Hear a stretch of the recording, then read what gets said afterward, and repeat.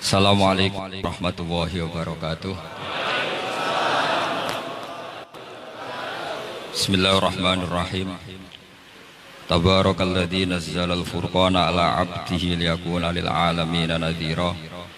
Allahumma shalli wa sallim ala sayyidina Maulana Muhammadin wa ala alihi wa sahbihi asma'in amma ba'du. Yang sangat saya hormati juga kita hormati bersama wonten Bapak Profesor Dr. Quraish Shihab, wonten Habib Ali bin Ibrahim, Habib Husain bin Ibrahim, beberapa pengurus PSG maupun Baitul Quran, semua ada Ustadz Arifin, Ustadz Ali, semua yang saya hormati, para hadirin yang saya hormati, juga semua demonstran ini yang saya hormati.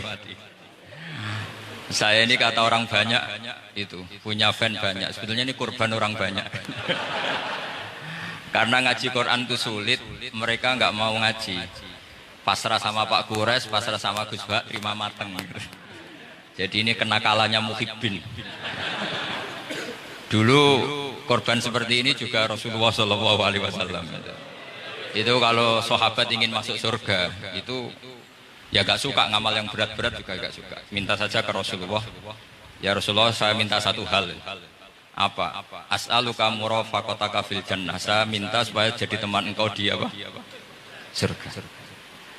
Tapi yang jelas Nabi tidak jawab secara gratisan. Nabi ngendikan fa'inni ala nafsika fi kasratis sujud. Kamu membantu saya, kamu harus memperbanyak apa? Sujud. Jadi kalau ada kiai dimintai saya ingin di surga sama engkau kiai, itu nggak boleh gratisan, harus fa'inni ala nafsika bikasrotis. Tapi saya ini punya ajaran yang sebetulnya agak sesat tapi masuk akal.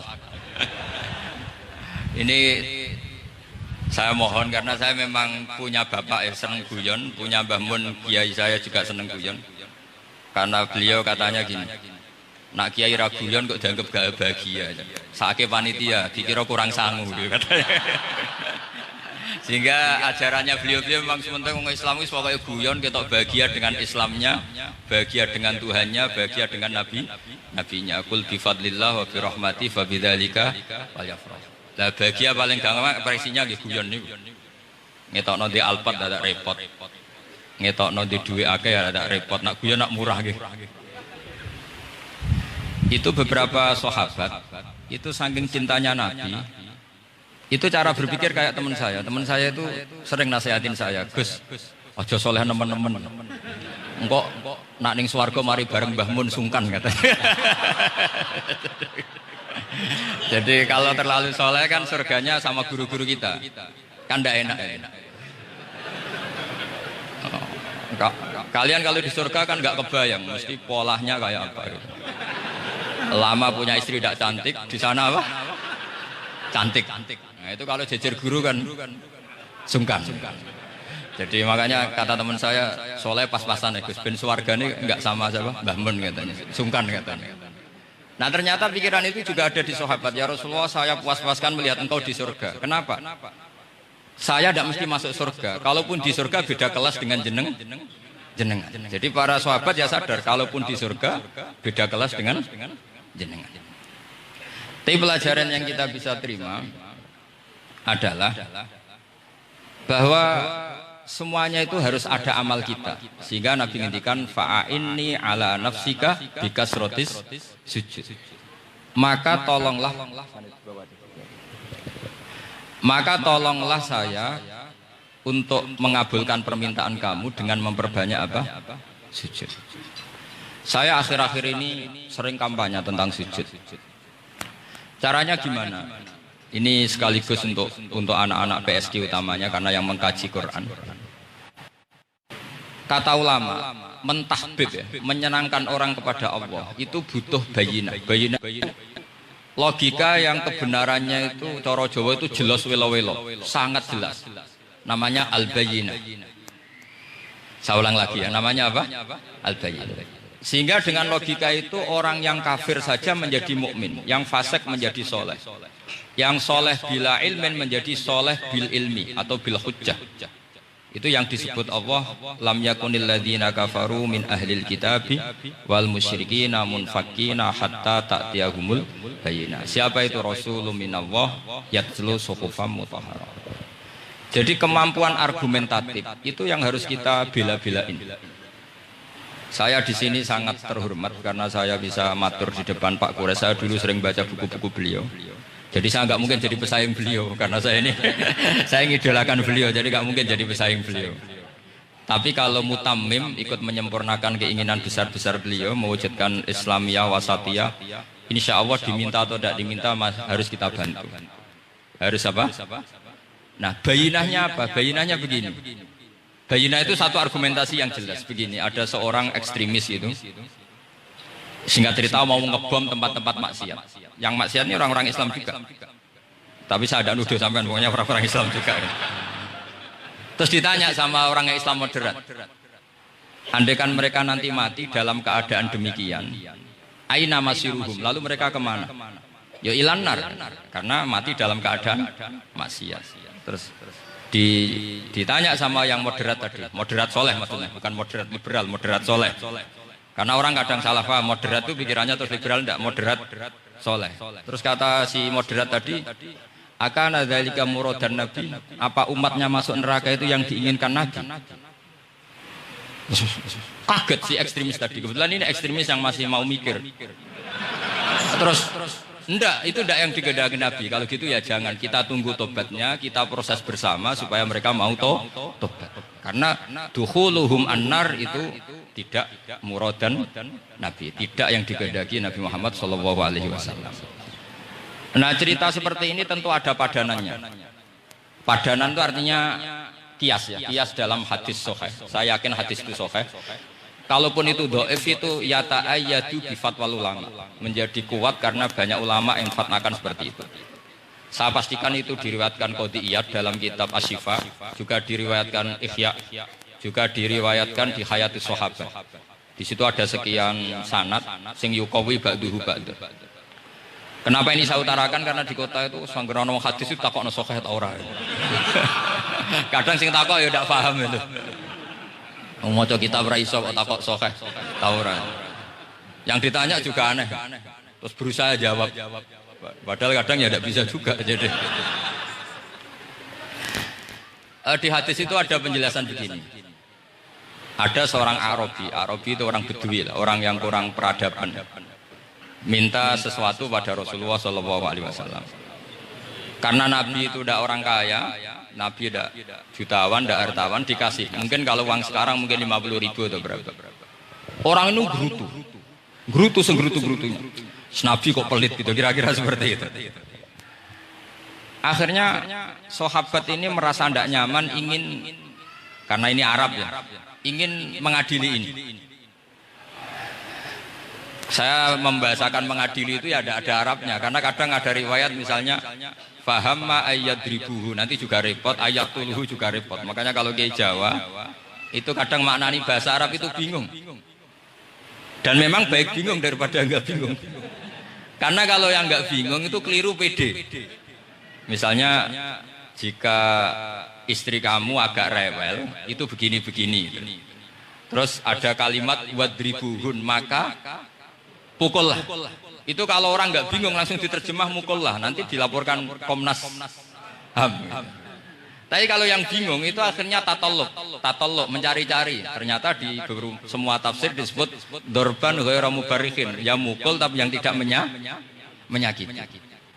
Jadi kekeliruan itu pasti dimulai orang-orang yang nggak bingung. Jadi ilmunya nggak cukup, akhirnya nggak bingung. Bingung itu penting. Loh betul. Nggak ada orang alim kecuali dari bingung. Karena orang alim itu nggak bisa pede. Karena referensinya banyak, kemungkinannya banyak. Sehingga mesti pikiran pertama kalau ada lafadz ini maknawi apa lafzi. Ini mahmul apa enggak? Ini mansuh enggak? Ini muqayyad mutlak enggak? Ini sekaligus jadi pusat studi Quran, jadi supaya teman-teman memang seperti itu.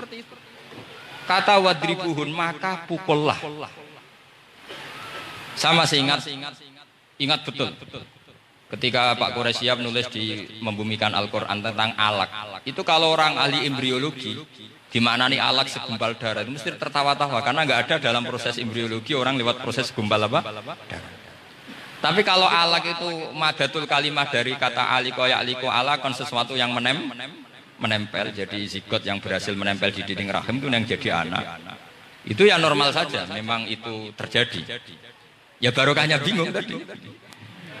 Atau alak dimaknani segumpal darah tapi min haitsul jinsiyah. Artinya haitsul jinsiyah itu sejenis ini. Jadi bukan di proses embriologinya tapi di jenisnya supaya orang tidak sombong diistilahkan min alak. Tapi maknanya min jinsil alak, bukan alaknya tapi jenis alak.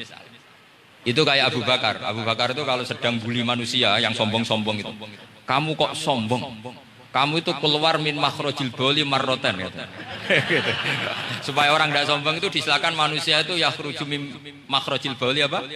Marroten. Kan kamu keluar dari makhrajil bauli berapa? 2 kali kan? Minar rojul lewat penis terus nanti lahir juga lewat min makhrajil baul. Jadi untuk mengadili manusia supaya tidak sombong diistilahkan keluar min makhrajil baul marroten. Nah mungkin alak kalau maknanya segumpal darah itu maknanya jenisnya seperti ini. Kenapa kamu sombong? Jangan digugat tentang itu proses embriologi. Kalau itu tidak ngalami itu. Jadi akhirnya barokahnya bingung itu alak dari proses embriologi maknanya apa? Aliko ya aliku alakon sesuatu yang nempel yang sukses nempel di dinding rahim. Tapi dari segi jenis mendidik tawadu, mendidik khafdul janah lil mukminin, mendidik adzul wal inkisar rasa hina. Nah, itu dengan makna tadi. Saya teruskan. Si Arabi tadi karena dikasih 50.000 gerutu terus akhirnya Nabi memanggil Arabi tadi karena mau dipukulin sama sahabat. Nggak tahu mau dipukulin atau mau dibunuh nggak tahu pokoknya dikerasin lagi. Makanya nggak usah diterjemah. Kalau diterjemah nanti jadi bingung. Terus akhirnya dibawa sama Nabi diajak masuk, dikasih banyak sama Nabi. Kasih banyak ditanya sama Rasulullah, kamu sudah puas ya Arabi? Sudah ya Rasulullah. Hebatnya Nabi apa? Kamu harus menjelaskan ke semua sahabat saya kalau kamu sudah puas. Karena tadi kamu ngomong yang bikin sahabat saya dongkol. Terus sekarang harus mengkonfirmasi. Ya Rasulullah. Di depan umum juga Nabi ikut. Ini Arabi tadi minta saya tak tambah terus dia puas. Ahakadha ya Arabiyu? Naam ya Rasulullah, fajazakallahu min khairin wa asyiratin. Dia tegas naam ya Rasulullah. Nah, pelajaran dari hadis ini adalah kalimat ini. Ini harus diingat-ingat. Setelah Arabi tadi puas, sahabat juga tahu apa pernyataan puasnya Arabi tadi. Nabi ngetikan begini. Masalu hadza, perumpamaan orang ini dan saya. Itu seperti orang yang punya unta atau sapi atau kambing yang syarodat, yang liar. Fattaba'ahan nasu. Kemudian orang-orang ikut membantu nangkap. Falam yaziduha illa nufuran. Bantuan manusia-manusia ini malah tambah lari karena ini semua orang ini asing. Bagi unta ini kan asing, yang enggak asing kan hanya pemiliknya.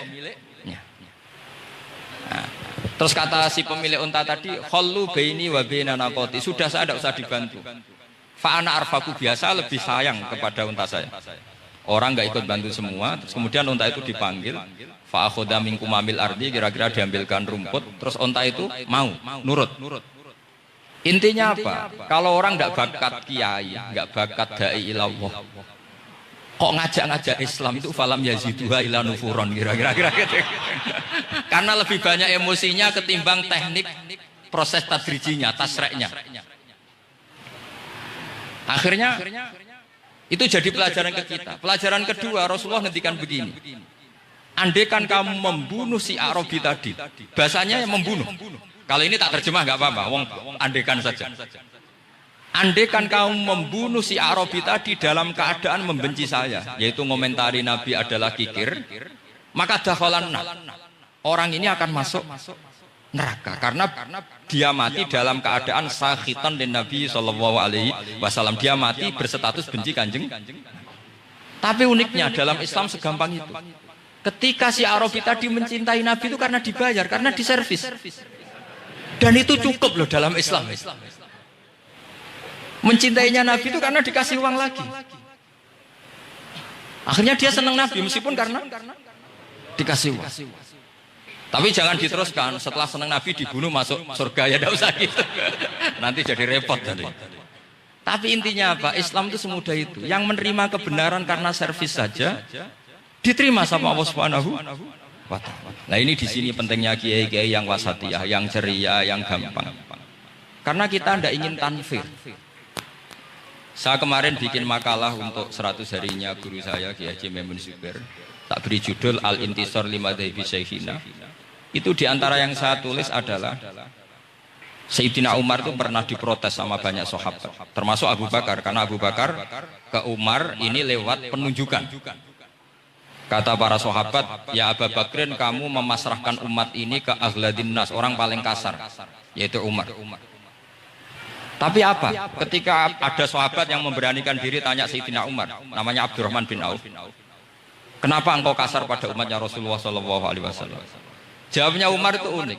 Fawwah, laqad lintu hatta khasyitu waha fil lain. Walaqad istatatu alaihim hatta khasyitu waha fis syiddah. Fa ainal makhraj? Saya ketika lunak sama manusia, sebetulnya saya juga takut Allah. Ketika ngambil sikap lunak, karena lunak itu dianggap pembiaran. Bagi orang yang salah paham, lunak itu dianggap pembiaran. Kamu punya ponakan yang sering pacaran misalnya atau sering nakal, kamu lunak itu dianggap pembiaran. Pembiaran itu tidak mendidik. Tapi kalau kamu sebagai Pak Lepade terkenal keras, ponakmu ya ora tau sowan, itu ya ora iso didik sama saja. Ora kok berdidik, sowan saja enggak berani. Ketemu kamu lari. Intinya apa? Terlalu lunak juga ada masalah, yaitu dianggap pembiaran. Terlalu keras juga ada masalah, kan hakikatnya nggak bisa didik. Orang-orang yang terlalu keras sama masyarakat ini kan nggak kau berdidik karena wong roh wis melayu. Tapi nak terlalu apian, kayak kula ini nyongkomu ya masih tak barno itu. Itu kan yo repot ya. Sehingga ngendikane Sayyidina Umar, fawwah laqad lintu linnas hatta khasyitu wa fillan. Ketika saya ngambil sikap lunak, sebetulnya saya juga punya khasyah karena dianggap pembiar. Tapi ketika saya terlalu ekstrim, saya juga takut Allah. Jangan-jangan itu tanfir, menjadikan orang jauh dari orang-orang soleh, karena yang soleh terlalu keras. Fa'inal makhraj, lalu jalan keluarnya gimana? Ya jalan keluarnya tadi, wasatiyah tadi. Jangan lunak yang sampai pembiaran, ya jangan keras sampai orang tanfir.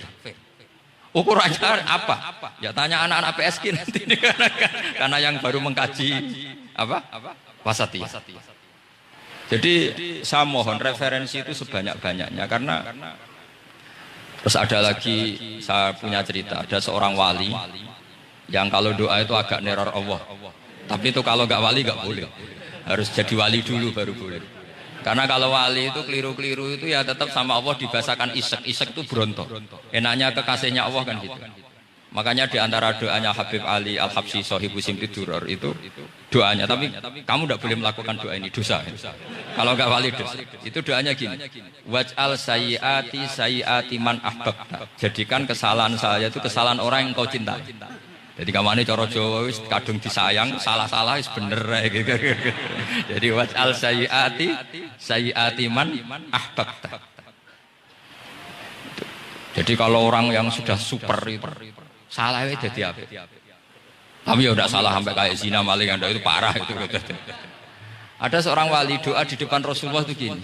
Ya Allah, jenengan punya dua pilihan. Jika jenengan menjadikan saya orang soleh surah habibuka, maka kekasihmu ini akan senang. Dan yang susah itu musuh kamu, yaitu iblis, musuh engkau. Tapi jika engkau ingin saya ini dolim, jadi orang dolim, yang susah itu kekasihmu, yaitu Nabi Muhammad SAW, yang senang musuhmu, yaitu iblis. Mohon jenengan milih mawon, nyenang no kekasihmu, apa nyenang no musuhmu gitu. Ya sudah kan Allah tidak punya pilihan. Mana mungkin Allah ingin menyusahkan kekasihnya, yaitu kanjeng Nabi Muhammad SAW. Sama, semua ulama tidak ingin umatnya Nabi matu khinal maksiyah, mati dalam keadaan maksiat. Maka kita berusaha semaksimal mungkin. Semoga mereka tobat. Semua Quran itu la'allahum yarji'un, la'allahum yantahun. Diharapkan mereka Allah yang Tuhan saja, yang al-ghaniyul mutlak. Allah yang Al-Jabbar Al-Qahhar saja sama orang-orang yang asrafu ala anfusihim masih dipanggil-panggil wa anibu ila rabbikum wa aslimu lah. Allah yang Tuhan saja memanggil yang sedang di luar dipanggil masuk. Masa kita gara-gara soleh yang over, yang sudah di dalam mau dikeluarin? Itu kan apa-apaan itu. Makanya ini pasti tak dukung Islam Wasatiyah. Jadi saya dukung itu bihujjatin, bukan karena saya hormat Pak Kores orang sepuh, itu enggak. Memang bihujjatin. Kalau soal dukung karena orang sepuh itu etika. Apa? Etika. Tentu saya lakukan itu, pasti saya lakukan karena itu etika. Tapi lebih dari itu karena bihujjatin wadhiha, bihujjatin bayyinah. Memang logikanya seperti itu. Allah yang Tuhan saja selalu memanggil yang luar dimasukkan ke dalam. Masa yang sudah di dalam dikeluarkan. Makanya kitab Ithaf, kitabnya Sayyid Zabidi itu, Sayyid Murtado Az-Zabidi, itu bab takfir, itu beliau ngeritik entek ngamek corong Jawa sampai sekian kuras. Sampai beliau mengutip fa innal imama la ayyukhti afil afwi khairun min ayyukhti afil uqubah. Kowe de keputusan salah nyepuro luwih apik timbang salah nyekso. Nyepuro salah tetep bener. Tapi nak nyekso bener ora mesti bener. Fa innal imam la ayyukhti afil afwi khairun min ayyukhti afil uqubah. Sehingga beliau hampir sekian kuras. Coba hadis di Muslim, di Sahih Muslim itu Usamah ya. Kalau di Sahih Muslim itu rawinya disebut Usamah bin Zaid. Tapi di beberapa riwayat ada yang menyebut itu tidak Usamah. Sehingga banyak syarah mengatakan itu ta'addudul waqi'ah. Memang kejadiannya dialami sekian sahabat. Itu ada perang gitu ketika musuhnya terdesak. Padahal musuh ini sudah memotong sekian tangan sahabat, ada yang sudah pernah baca sahabat. Ketika terdesak dia mengatakan la ilaha illallah Muhammadur. Singkat cerita oleh Usamah tetap ditusuk sampai mati. Tapi sama Rasulullah ketika lapor, kamu membunuh setelah mengucapkan la ilaha illallah ya Usamah? Iya. Tapi innama qolaha muta'awwidan, dia mengatakan kalimat itu karena muta'awwidan, nyari perlindungan saja. Afala syaqaqta an batni, afala syaqaqta an qalbi. Kamu lihat di dadanya. Kalau dia betul-betul ngomong karena muta'awwidan, jangan-jangan karena iman betul. Terus memangnya ketika kamu iman, orang-orang sahabat itu rata-rata kan pernah kafir. Memangnya ketika kamu iman tak curigai kan enggak. Langsung saya terima, kenapa ini main curiga kira-kira. Sampai seperti itu. Saktinya kalimat la ilaha. Jadi kalaupun diomongkan muta'awwidzan saja tetap sah. Meskipun ngomongnya hanya untuk perlindungan dari apa? Safe dari. Malah ada riwayat lain yang menyebutkan itu udah Usamah di tafsir Qurtubi itu yang ya ayyuhalladzina amanu idza darabtum fi sabilillahi fatabayyanu wa la taqulu liman alqa ilaikumus salama lasta mu'mina. Itu kalau di riwayat Qurtubi lebih ekstrim lagi. Si orang tadi tidak Usamah, jelas pastikan itu tidak Usamah. Ada yang lain tidak Usamah. Itu bantah Nabi. Ya Rasulullah, andaikan belah dadanya orang itu saya belah, apakah kemudian saya tahu apa yang ada di hatinya? Jadi Nabi jadi dibantah. Ya rodok khawarid. Jadi Nabi masih dibantah. Kata Nabi, ya enggak, kamu tetap enggak tahu apa yang ada di hatinya. Loh, terus masalahnya apa? Masalahnya begini. Setelah kamu belah dadanya, kamu tetap enggak tahu hatinya kan? Fala anta ta'lamu ma fi qalbi wala anta tusaddiqu ma fi lisani. Jadi kowe udah di wong kacuk. Ngerti hatinya yang enggak, percaya lisannya juga enggak. Kan enggak ada hujah yang kamu ambil. Harusnya kata Nabi profesional dong. Nak roh hati ini rujukannya lisan. Lah ini enggak, hatinya kamu enggak tahu, lisannya enggak kamu percaya, langsung kamu pakai itu apa? Seperti saya sama jenengan kan gampang. Aku ora roh niate sampean ngaji api apa ora roh. Yang penting tak nggon ngaji berarti seneng ngaji. Jadi jelas ada yang diambil. Makanya semenjak itu para ulama rata-rata itu hampir semuanya itu Islamnya wasatiyah. Karena ciri khas agama ini adalah wallahu yad'u ila daris salam. Selalu memanggil-manggil supaya orang masuk. Enggak ada ayat wallahu yukhriju min daris salam itu kan. Allah mengusir orang min daris. Enggak ada. Nah, kalau sampean salahnya orang yang dicintai kayak Nabi Adam nasib sampean. Nabi Adam itu salah karena makan apa sajaratil khuldi. Kata cerita-cerita gitu. Nanti bisa diperdebatkan. Sajaratil khuldi itu nama larangan, itu nama salah sebetulnya. Nanti tanya Pak Kures, itu kan sebenarnya gini. Istilah khuldin itu bahasa setan. Hal adulluka ala sajaratul khuldi wa mulki la yabla. Jadi iblis itu goda Adam, kamu ingin mangan pohon keabadian. Jadi kalau kita mengistilahkan sajaratul khuldi, berarti mengesahkan istilah yang dipilih setan. Jadi masalah. Makanya saya enggak pokoknya anut-anut wong muni sajaratul khuldi ya ikut sajaratul khuldi. Tapi ini sebetulnya bahasa yang dipakai setan. Singkat cerita Nabi Adam itu akhirnya makan tapi tidak banyak. Makanya sebagian aja diredaksikan zako itu ngicipi. Makanya ada akala, berarti zauk juga disebut aklu, tapi aklu yang sedikit disebut zauk atau zako. Nah, ketika makan itu Allah duko. Tapi duko orang yang dicintai. Diwarai. Cung Adam, kowe tak warai donga supaya tak sepuro. Jadi kaya anak apa minggat wong disayang, disangoni minggatlah tak sangon. Makanya waj'al sayyiati man ahbab.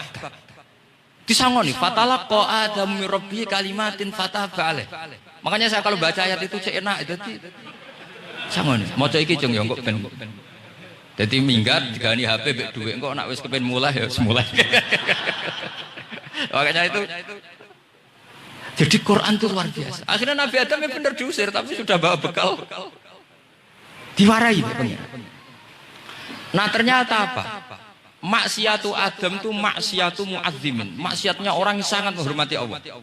Jadi kalau kamu ingin jadi wali, itu pertama harus kamu berstatus al-mu'azzim, al-musabbih. Ternyata kata kuncinya gini, kata tafsir Ibnu Katsir. Waqo sama huma inni lakuma laminan nasihin. Saya ini kan muridnya Mbah Maimun, muridnya bapak saya. Kan nggak kebayang orang pakai namanya Allah kemudian dusta. Jadi Nabi Adam dirayu setan kayak apa itu nggak pernah tertarik.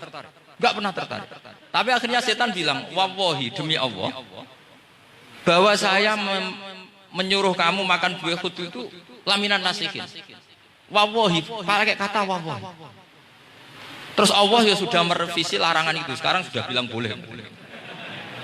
Nah karena kata pakai wawahi, terus kata Nabi Adam, fawwah wa izzatika ya Rabbi, ma dzanantu anna ahadan yahlifu bika kadziban. Ini dawuh Nabi Adam. Adam wis tak kandhani kok ora nurut alasan apa. Terus Adam matur teng pangeran wa izzatika, demi kehormatanmu ya Allah. Fawawahi ma adzunnu anna ahadan yahlifu bika kadziban. Saya tidak pernah ngira ada hambamu, ada makhluk kemudian mencatut nama engkau kemudian dia dusta. Kenapa saya sebut-sebut nanti tadi asmane Mbah Mun?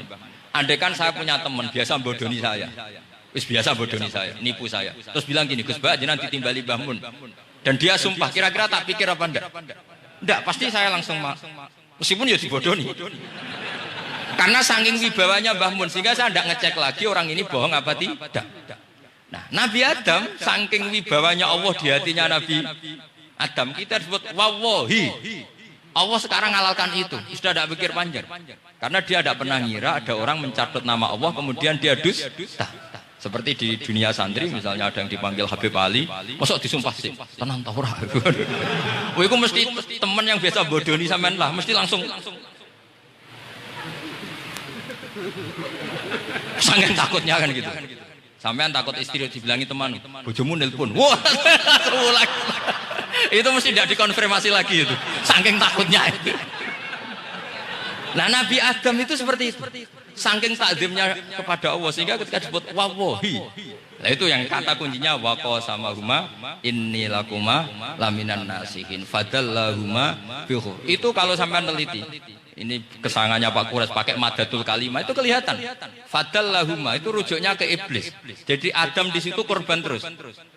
Kan waqo sama huma iblis sumpah ke Adam Hawa. Fadallahuma iblis menunjukkan Adam Hawa.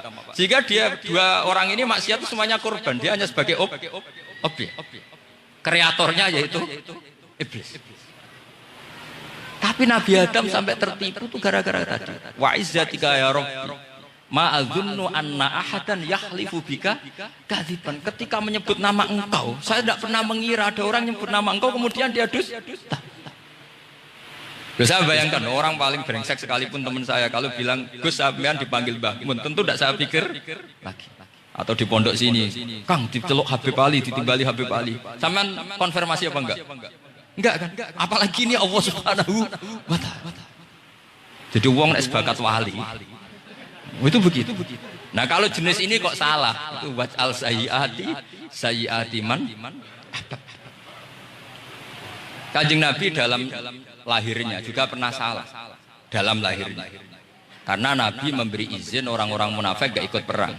Salahnya secara fikih adalah kewajiban perang zaman itu, karena zaman itu memang orang-orang kafir juga merangi kita, sehingga kita dibolehkan merangi. Jangan hanya cerita Nabi perang, berarti perang syariat jarak gitu. Nabi perang karena diperangi. Jelas ayatnya, udzina lilladzina yuqatalun, diberi izin bagi yang ngalami yuqatalun, diperangi, baru diberi izin perang. Jangan langsung bangun tidur perang, itu enggak ada ayatnya. Qatilul ladzina yuqatilunakum, merangi yang merangi kamu. Wa akhrijuhum ya min haitsu akhrajukum, ngusir yang ngusir kamu. Jadi perang itu akibat bukan sebab. Akhirnya Nabi itu secara fikih itu salah. Secara fikih lah, karena memberi izin orang munafik. Tapi Allah ketika sama Rasulullah Muhammad SAW karena kekasihnya, ngendikane sudah dimulai afawwahu angka. Muhammad tenang wae wis tak sepuro. Cuma aku takok kena apa kok buka izin. Tapi itu kalimatnya afawwahu dimulai dengan kalimat yang menyenangkan, afawwahu. Jadi ibarat sampean salah sama orang tua. Wes sepeda mbok ora pamit itu ora salah. Cuma aku tetap takok alasan apa gitu. Tapi bilang wis gak apa-apa, Cung. Sepeda motor mbok gowo mbok dol iku ora apa-apa. Cuma aku takok kena apa. Tapi mukadimahe ora apa-apa sih. Kayak apa Allah sama nabinya. Jadi mengkonfirmasi saja dimulai dengan afawwahu lima adin talahu. Wong karwan wong munafik gak ndek ngamal malah mbok ora perang. Wis malah ra tauhid magum. Jadi makanya terus orang-orang soleh kalau berdoa apa? Waj'al sayyiati man ahbab. Ya Allah, jadikan kesalahan saya adalah kesalahan yang orang yang kau cinta. Nah, yang paling dicintai Allah tentu umat Rasulullah sallallahu alaihi wasallam. Sama tak beri ijazah. Kali ini tak ijazahkan nggak apa-apa, karena ini hadis sahih musalsal. Umatnya Nabi kok gak enak. Kontrak ebek pangeran sebelum salah itu sudah ada kontrak. Makanya Nabi itu ngendikannya bangga sekali. U'titu khamsan lam yu'tahunna nabiyyun qabli atau ahadun min qabli. Saya diberi 5 hal hadiah sama Allah yang umat sebelumku, Nabi sebelumku tidak diberi hadiah. Di antara hadiah itu terbesar adalah wa'u'titu khawatima suratil Baqarah. Saya diberi hadiah akhir dari surat Baqarah. Kok ada hadiah gimana? Allah itu sudah naikkan kontrak dengan kita. Kita disuruh doa sama Allah. Rabbana la tu'akhidna in nasina wa akhtana. Ya Allah, suatu saat saya salah. Padahal kita pasti salah. Suatu saat Gusti, suatu saat kita salah. Jangan kasih sanksi. Oke, mau oke. Itu kok udah enak gimana? Sebelum kita salah, naikkan kontrak sama Allah. Rabbana la tu'akhidna in nasina aw akhtana. Ya Allah, jangan jatuhkan sanksi kepada kita jika suatu saat saya lupa atau salah. Qala na'am, Allah jawab. Nah. Makanya Nabi senengnya bukan main. Tentang apa? Saya diberi hadiah akhir surat Baqarah. Tapi sekarang jadi fitnah tadi. Yang kiai NU baca itu dipakai tahlilan. Kadang-kadang yang baca agak paham. Yang kritik juga gak paham. Jadi ya sudah, innalillahi wa inna ilaihi raji'un. Sebetulnya itu diabadikan di tahlil itu karena itu surat yang luar. Tapi sebagian yang baca agak paham, sehingga ya dingin saja wong enggak paham. Tapi kalau kita yang paham itu luar biasa, wong belum salah. Sudah ada perjanjian la tu'akhidna in nasina aw akhtana. Sama Allah dijawab, nah, yo umatem nak salah ora langsung tak siksa. Aman. Maksudnya dinten tobat aja terus salah terus. Kayak. Makanya beda. Nabi itu begitu bangganya dengan akhir surat apa? Baqarah. Terus tafsir kedua. Umat ini adalah umat yang sifat Allah itu selalu aktif dan dua-duanya aktif. Ini perlu saya sampaikan berkali-kali. Dua-duanya aktif. Jika orang soleh itu nggak boleh mengadili orang dolim. Itu umatnya Rasulullah Shallallahu Alaihi Wasallam. Begini logikanya ya. Pernah ada cerita Ada orang soleh sedang sujud, diinjek sama orang fasik, al-asi lah orang fasik. Karena orang soleh ini diinjek, orang soleh, bawaan orang soleh itu ya kadang gampang marah, bawaan orang soleh. Tapi pas marah itu nyatut nama Allah. Fawawahi la yaghfirullahu laka, pakai nama Allah. Andai kan dia bilang asemane kue itu malah gak apa-apa gitu. Karena miso-miso sendiri itu kan urusan dia, tapi pakai namanya Allah. Fawawahi la yaghfirullahu laka. Allah tidak akan ngampuni kamu. Itu Allah langsung memberi wahyu ila nabi hadaz zaman, ke nabinya zaman ini. Allah ngendikan gini, ini yang cerita Rasulullah. Mang dzalladzi yata'alla alayya alla aghfira li fulan faqad ghafartu lahu wa ahbattu amalak. Orang itu tak ampuni, yang sujud amalnya tak hilangkan. Kenapa? Allah tersinggung. Wong saya ini bisa aghfir, bisa ngampuni. Kenapa kamu nyifati saya hanya u'adzib? Jadi kira-kira Allah itu tersinggung. Wong sifatku itu yo yaghfir wa yu'adzib, kok ganti yu'adzib tok iku piye? Jadi sifatku kan hilang sitok gitu. Paham ya? Jadi kalau kamu melihat orang-orang maksiat, pikiran kamu Allah yu'adzibuhum itu enggak fair. Bisa saja Allah yaghfiru lahum. Tapi kamu milih sitok tok, yaitu sifat yu'adzib itu enggak fair. Harusnya ya yaghfiru liman yasha wa yu'adzibu man yasha. Tapi orang soleh ini wallahu la yaghfirullahu laka, itu Allah tersinggung. Kenapa tersinggung? Karena Allah hanya disifati yu'adzib, bukan disifati yaghfir. Padahal Allah bisa yu'adzib, bisa yaghfir. Sehingga Wahsy ketika seperti itu, dia qatilu ahabbin nas ila Rasulullah, yaitu Wahsy adalah qatilu Hamzah. Ketika Nabi da'a alaihi, tidak usah diterjemah, itu sama Allah malah Wahsy dikasih tahu. Bahkan turun ayat laisa laka minal amri syai'un aw yatuba alaihim aw. Jadi kita melihat ahlul maksiat, oke, kita tidak cocok dengan mereka, tapi tidak cocok tetap berharap mereka tahu kita tarbiyah. Karena kita tidak boleh nyifati Allah yu'adzibhum qatan. Mungkin ramelok dadi pangeran kok muni qatan. Isa wae Allah yaghfiru lahu. Itu pelajaran bagi kita. Jadi ternyata si soleh tadi ditegur sama Allah. Kamu tidak bisa seperti itu. Mang dzalladzi yata'alla alayya ta'ala itu corong Jawa sumpah serapah. Kok iso aku mbok sifati u'adzib tok, wong aku iso aghfir. Makanya di Quran itu ada wa yu'adzibal munafiqina. Ayatnya apa? Insya'a au yatu. Nah, ini dalil-dalil napa? Kalau jenengan mendukung Islam napa? Wasatiyah. Jadi an ilmin. Jadi saya dukung gerakan ini, satu an ilmin, dua memang secara etika. Pak Quraisy itu orang sepuh, tentu pilihan itu setelah sekian baca tafsir, baca referensi, beliau seorang akademisi, profesor, doktor. Tapi saya tetap mohon, dukung kita itu an ilmin, apa? An ilmin. Memang dari awal Allah mensifati dirinya bisa yaghfir, bisa yu'adzib. Kenapa kita memastikan yu'adzib? Allah bisa yaghfir. Nah, dengan demikian kamu menetapkan sifat Allah dua-duanya. Jadi yang soleh ya tetap khawatir, jangan-jangan ada masalah. Yang fasik pun tetap ada harapan. Makanya masyhur dawuh Sayyidina Ali yang dikutip hampir semua ulama. Apa? Ala unabbiukum fil faqih kulal faqih. Apa perlu saya ceritakan siapa yang ahli fikih sebenarnya? Apa kata Sayyidina Ali? Sebagian orang malah memarfukan ini ke Rasulullah Shallallahu Alaihi Wasallam. Kalaupun ini tidak hadis marfu, dawuh Sayyidina Ali pasti tercermin dari keinginan Rasulullah Shallallahu Alaihi Wasallam. Ketika Nabi ditanya, siapa itu al-faqih kul al-faqih atau Sayyidina Ali? Malam yuqnitin nas min rahmatillah walam yu'amminhum min makrillah. Apapun kondisinya orang, jangan putus asakan dari rahmatnya. Sehingga Nabi itu pernah sangat serius ngadepi orang-orang fasik. Tapi setelah dimultazam sama Allah ditegur. Kalau kamu begitu, rahmat saya kata Allah kamu batasi. Semenjak itu Nabi terus rileks. Dan Nabi kalau ibadah itu mesti milih yang paling gampang. Ma khayyara Rasulullah sallallahu alaihi wasallam amrayni illa ikhtara napa? Aisarahuma, pasti milih yang paling gampang. Termasuk Nabi unik itu tofarohiban. Semua sahabat itu tofu musyatan, semua tawaf secara jalan. Tapi Nabi tofa rogiban. Jika kata ulama-ulama usul fikih, afdol mana? Ya afdol tawaf secara jalan, karena al-ajur bi qadrit ta'ab. Tapi untuk Nabi itu afdol tofa rogiban. Kenapa? Karena Nabi adalah muallimul ummah, pengajar umat. Kalau Nabi tidak tawaf rokiban, maka orang akan bilang syarat sahnya tawaf harus jalan.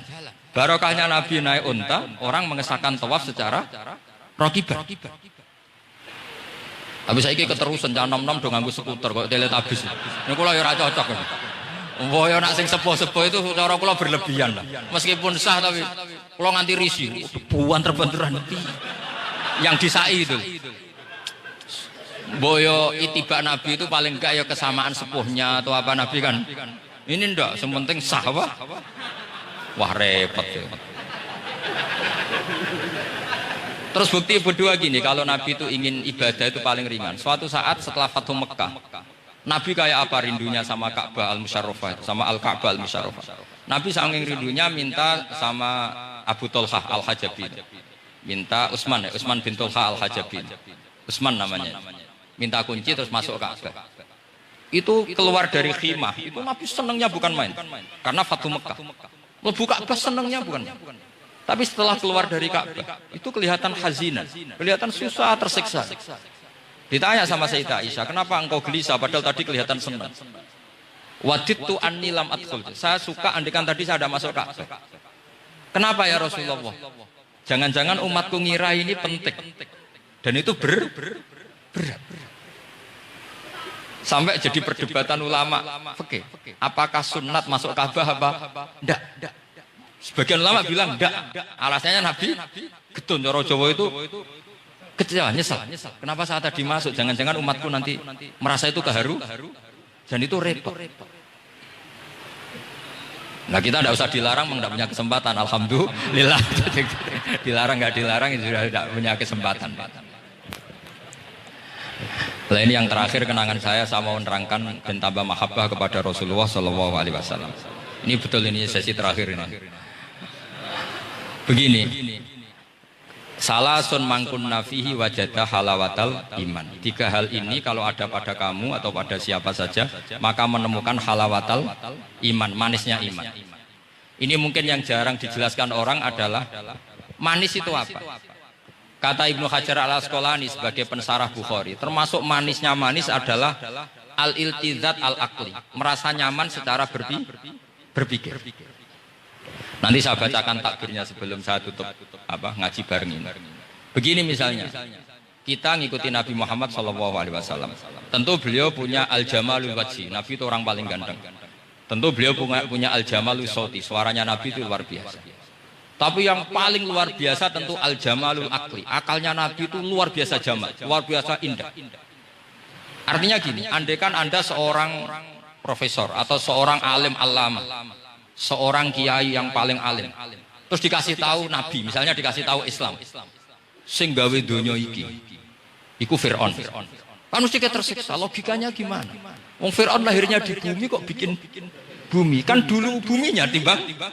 Mesti ra iso turu. Iki ajaran nopo ra iso turu. Tapi ajaran ini mengatakan sing gawe alam raya ini Allah. Allah itu awal, Allah itu qadim. Kan terus iso turu, sadone lah. Nek sing gawe luwih dhisik. Paham ya? Terus sing gawe iku ala kulli syai'in qadir, wis sadone lah jenenge gawe alam mesti ala kulli syai'in. Nah, terus misalnya diajak paham ateis. Alam ini tidak ada, kemudian ada. Penciptanya apa? Ya ketiadaan. Ora iso turu sampe. Bagaimana mungkin al-adam yakhluqu maujudan, alam yang maujud diciptakan oleh Adam. Ora iso turu. Dan itu kata Ibnu Hajar Al-Asqalani, halawatul iman itu adalah ibaratun anil iltizat al-aqli. Halawatul iman dan ibaratun anil iltizat, agama ini nyaman secara akal. Kita disuruh menuhankan zat yang turu sampai. Oke, masuk akal. Nah, misalnya itu sampai dikabar saja ini di kitab saya Fathul Bari. Ini di juz 9, di kitab saya halaman 193 ya. Karena mungkin sampean beda cetakan atau enggak ada nomornya karena enggak punya, enggak tahu saya. Banyak ini Tapi ini nanti saya tak tinggal di Mas Wafa ini. Nanti yang enggak punya di ngopi saja, di foto aja. Lumayan ben ngaji ku nganggo kitab ben kok wong alim gitu, keren. Saya baca Bismillahirrahmanirrahim. Halawatul iman. Beliau ngendikan wa yaltaddu bidzalika iltizazan aqliyan. Jadi orang merasa nyaman secara iltizadzan aklian, akalnya merasa nyaman. Idzil iltizat al-aqliyu idrakuma huwa kamalun wa khairun min haitsu huwa kadzalik. Disuruh minum obat. Tentu secara watak kamu tidak senang karena obat itu pahit. Tapi kamu merasa nyaman setelah sakit minum obat merasa nyaman karena ada harapan sembuh. Jadi watak kamu tidak senang, lidah kamu tidak senang karena pahit, tapi akal kamu senang. Wah enak aja bar disuntik, bar diinfus, bar minum obat. Berarti itu namanya iltizadzan aklian, akal kamu merasa apa? Nyaman karena telah melakukan sesuatu yang sesuai akal. Tak baca ya, misalnya al murad bil hubbi huwa al hubbul aqli alladhi huwa itharu ma yaqtadi al aqlu salimu rujhana wa in kana ala khilafi hawan nafsi kal marid yu'afu ad-dawa bi tabi fayan faru anhu wa yamilu ilai bi muqtado aqli. Kayak kita sakit tentu dioperasi itu tidak senang, bayangno wedhus apa usus dewedel-edel kan enggak senang. Secara hawan nafsi. Paham ya? Tapi secara akal karena kamu divonis usus buntu, senang mana setelah dioperasi sama sebelumnya? Lah senang dioperasi itu namanya al-iltizat al-aqli. Ini kata Ibnu Hajar al-Asqalani. Wal aqlu yaqtadi rujhana janibi dzalik. Nah, terus saya teruskan. Idzil iltizat al-aqliyu idrakuma huwa kamalun wa khairun min haitsu huwa. Jadi saya bayangkan, makanya saya kalau baca Quran itu sering saya nangis. Misalnya tadi, am khuliqu min ghairi syai'in am humul khaliqun am khalaqus samawati wal ard. Masa alam raya yang wujud ini semua maujudat, kemudian dirumuskan bahwa penciptanya adalah al-adam, kenihilian, nihilisme. Kebayang nggak sampai ini suatu ruga?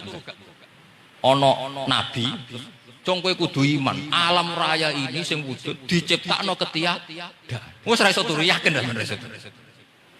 Tapi kalau nabinya bilang hadhil awalim atau hadhil alam khalaqaha Allah. Allah itu siapa? Al-Qadim, wajibul wujud, ala kulli syai'in qadir, lahul asmaul husna, lam yalid walam yulad walam yakul lahu kufuwan ahad. Oke, keren kan gitu. Itu jenenge al-iltizat al-aqli. Kalau kamu sudah ngalami seperti itu, wajada halawatal iman. Terus kata Ibnu Hajar al-Asqalani, terus wa yu'abdirus syari' yaitu Rasulullah sallallahu alaihi wasallam membahasakan al-iltizat al-aqli dibahasakan dengan halawatal iman. Jadi halawatul iman itu kamu harus ngalami al-iltizat al-aqli. Seperti misalnya dalam hukum sosial, kata ulama-ulama, lawalam yakun maja'a bi Muhammadin dinan lakana fi aqlin nasi hasanan. Andaikan Muhammad tidak mengatasnamakan itu agama, akal pun mengatakan itu baik. Coba ajaran kita, ambek bojo sing apik, ambek anak sing apik, ambek tangga sing apik, itu kan enak. Coba kalau ajaran iki, bojo taboki wae kesuwen, kan bingung, kowe iki ajaran apa kan kaget. Ambek tonggo, oh sing konsol, gak ngono tidak kok. Oh, iku ajarane Nabi apa ajarane ekstremis kan bingung. Jadi makanya laulam yakun maja bi Muhammadin dinan lakana fi aqlin nasi hasan. Itu namanya al-iltizat al-aqli. Saya kira demikian, mohon maaf. Assalamualaikum warahmatullahi wabarakatuh.